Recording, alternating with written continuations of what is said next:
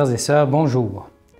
Dans l'évangile de ce deuxième dimanche de l'Avent, nous entendons Jean le Baptiste crier dans le désert « Préparez le chemin du Seigneur, aplanissez sa route, tout ravin sera comblé, toute montagne et toute colline seront abaissées.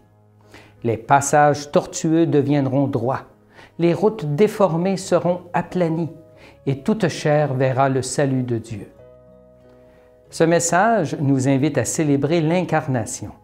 Nous cherchons ainsi à nous repentir de nos manquements et à changer nos façons de faire afin de nous préparer à la présence de Dieu dans notre monde.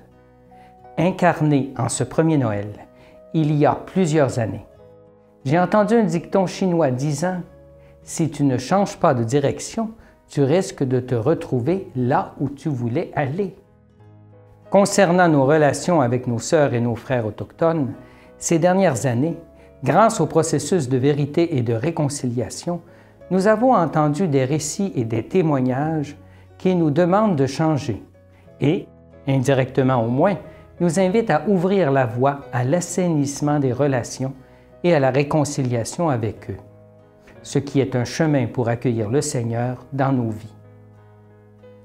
Dans la première lecture d'aujourd'hui, tirée du prophète Baruch, nous pouvons entendre l'exil d'Israël et le retour des exilés.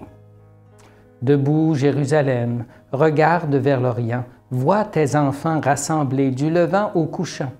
Tu les avais vus partir à pied, amenés par les ennemis, et Dieu te les ramène. À sa manière, le psaume nous rappelle « Qui sème dans les larmes, récolte dans la joie.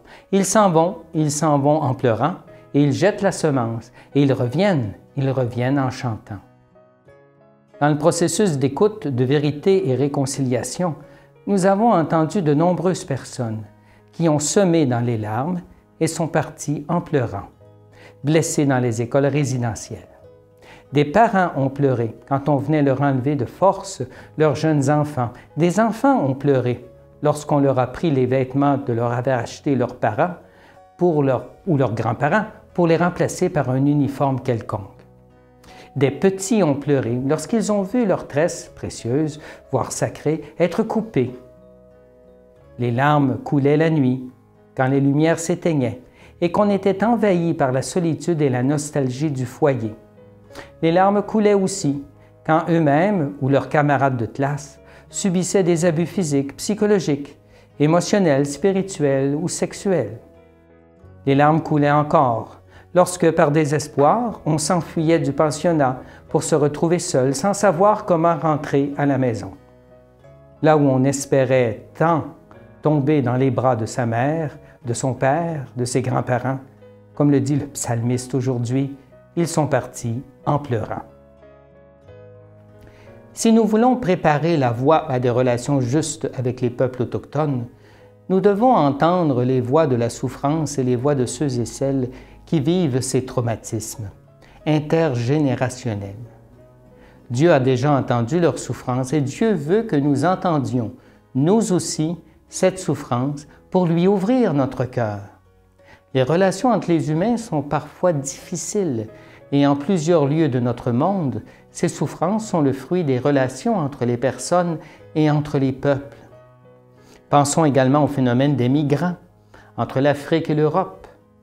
Le chef Cadmu Delorme de la Première Nation de Coweneses, ici en Saskatchewan, nous a livré plus tôt cet été une parole importante que je vous invite à prendre au sérieux. Il a dit « Vous savez, en 2021, nous avons tous hérité de cela. Personne aujourd'hui n'a créé les pensionnats. Personne aujourd'hui n'a créé la loi sur les Indiens. Personne aujourd'hui n'a créé la rafle des années 60. Mais nous avons tous hérité de cela. Et nous pouvons tous faire quelque chose à ce sujet. Lorsqu'un membre du corps souffre, dit saint Paul, nous souffrons tous.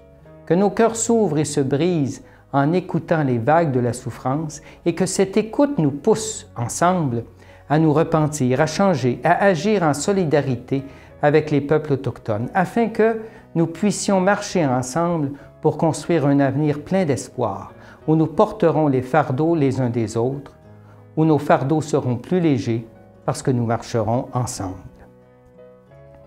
Demandons au Créateur de guider nos pas, au moment où la délégation autochtone s'apprête à se rendre à Rome pour rencontrer le pape François.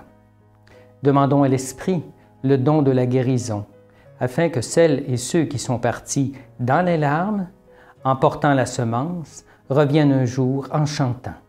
Et demandons à la sainte Mohak Kateri Tekakwitha de nous accompagner et de nous aider à préparer le chemin de la justice, c'est-à-dire le chemin du Seigneur. Amen.